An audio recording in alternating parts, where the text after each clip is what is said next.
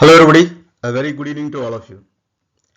In this video, I am going to narrate to you 12 important life lessons which I learned. And these life lessons have stayed with me in good stead, both in my personal life and professional life. Okay, so without further ado, here I go. First lesson is living a life of courage is easier than living a life of cowardice. I'm sure you would have heard this before. The fortune favors the brave. You must live very courageously. Fearlessness is a virtue, etc., etc. But of course, I agree with all of them. But one thing I realized is living a life of courage, living a fearless life, living a daring life is actually easier than living a timid, fearful, cowardice life. And I have implemented this in my real life, and I must say that I have reaped some good rewards. Couple of times in my professional life, I had to take a stand against my seniors who had some powerful designations because I stood by my conviction. I really put even my job at risk. But I did take a stand, and both the times, eventual output was worth it. I really wish I can share the details with you, but well, for some personal reasons, I prefer not to go much into it. But I have to say that both the times when I took a courageous stand against my seniors, the eventual output was worth it. So live fearlessly, live courageously. Next important lesson is happy hard work is always more rewarding than grudging hard work. I'm sure by now you would have been bored of listening to the virtue of hard work. Everybody says you must hard work, you must work hard, this hard work has no substitute, etc., etc. I'm sure many of you would have already heard lot of praise about hard work. Hard work is fine, but happy hard work is always more rewarding than grudging hard work. Grudging or enforcing hard work. Because happy hard work always produces good result, good quality result.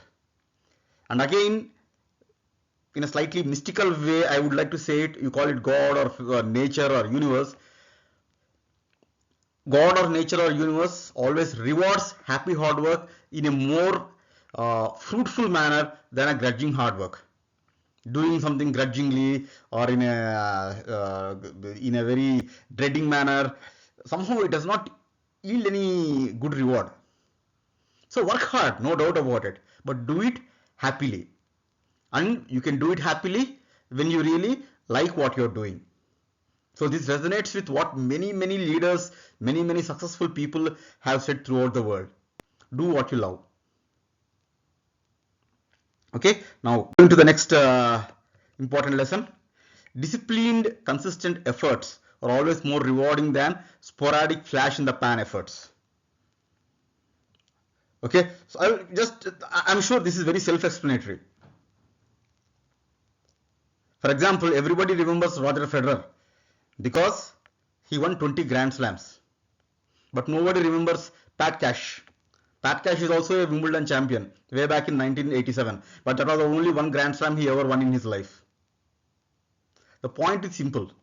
Disciplined, consistent efforts are always more rewarding than sporadic, once in a lifetime superlative efforts. Maybe for a brief time they shine in the glory, they enjoy the limelight, but it is not at all rewarding and it is not at all fruitful. So even however small effort you put it in a disciplined, consistent manner. It will yield huge rewards and it will be very satisfying. Self-belief can indeed work miracles. Now this is something which I have learned firsthand. Of course, all what I spoke I learned firsthand, but this is something which which happened to me in a very miraculous manner. Right from my childhood, I never led any team during my cricketing days or during my school days. Also, I was never a leader. I was always in the kind of a back seat. I was a good cricketer. I was good in elocutions. I was good in essay writings. I was good in extracurricular activities. But somewhere I always took a back seat. I never had belief in myself that I was a good leader. I can take up a leadership role. It is only in my 30th year, after I read the book The Magic of Thinking Big. In the first chapter of that book, Magic of Thinking Big, it's actually a classic. The author very much emphasizes the power of self-belief. And in my 30th year, when I changed my self-belief that I can indeed be a leader, I can indeed take up a leadership role, believe me, barely within 2 months, I got a leadership role. Till then, I was always an individual contributor in my office, in my career. And I never dared to take up a leadership role. But once I changed my self-belief that I can be a leader, I can learn to be a leader. Unlike any skill, leadership skills can be learned. Once I changed my paradigm, within 2 months, I got a job in Mitsubishi as a head of the design center. So self-belief can indeed work miracles. Next important lesson is never stop learning. And here I am emphasizing book reading habit, and this particular life lesson is perfectly aligned with the last effective habit in Stephen Covey's highly acclaimed book, Seven Habits of Highly Effective People, written by Stephen Covey. I am sure many of you would have read that book. And here I take pride in myself as I say that I am a voracious book reader. I read books in various genres: time management, spiritual books, autobiographies, sports psychology. Various genres I have read books, and I must admit that every book has successfully taught me something, some insight, some important life lesson, some point of view. Every book always gave me an important lesson. No book, no autobiography, right from Arnold Schwarzenegger's autobiography to Swami Paramhamsa Yogananda's autobiography, every book always taught me something. And I must admit that life is too short to make all the mistakes ourselves and learn. By reading books, you can learn about others' mistakes, and also you can learn. And here I have to say that there is a saying: smart men learn from their mistakes, and wise men learn from others' mistakes. And when you read others' autobiographies, you definitely can learn from others' mistakes. Definitely makes you wiser. Life will always give you what you bargain for. Now, this particular life lesson, it very much deals with the standards. Life will always be at a standard below which you uncompromisingly refuse to go. If you once determinedly say that this is the standard I demand from myself, and this is the standard below which I will never go, my life cannot fall below this standard. Life will indeed never follow below this standard. But be careful. Some people may say that you are throwing tantrums. But just give a damn. I will talk about it later. But the point is, whatever you demand from life, whatever you accept from life, or whatever high standard of life you expect from yourself, that will definitely come to you. And whatever low standard you accept, again, that will again come to you. So be careful for what you are bargaining for or what you are accepting for. Time is indeed money and health is indeed wealth. For many years I thought this time is money, health is wealth is just a proverb said by some old wise man who had nothing to do. But now I realize that time is indeed money. The better you utilize time, the better prosperous you can be. And health is indeed wealth. And health is both the tangible and intangible health. And this is something I learned from my own life experience. I suffered from a certain medical condition for many years. And that actually affected my personal life, professional life. Okay, I prefer not to go into the actual medical condition. But finally, after many years, I was directed to a good doctor. Call it God's grace, or finally my prayers getting answered. Finally, I was directed to a good doctor who diagnosed my medical condition properly and treated my medical condition properly. Okay, and once I recovered my health 100%, my life indeed has been on a positive track, on an uphill journey. Okay, uphill usually denotes negative connotation, but what I am saying to say is my life has been going uphill. My life has been growing upwards. That's what I mean to convey. Okay, so take care of time and take care of money. And when it comes to time, I cannot emphasize any other book than Eat That Frog by Brian Tracy. That's one hell of a book, gem of a book, and I have never read a book which is more effective when it comes to time management. Wonderful book. And coming to health, I'm sure I don't need to mention any books. Well, regular exercise, regular yoga asanas, it's always important.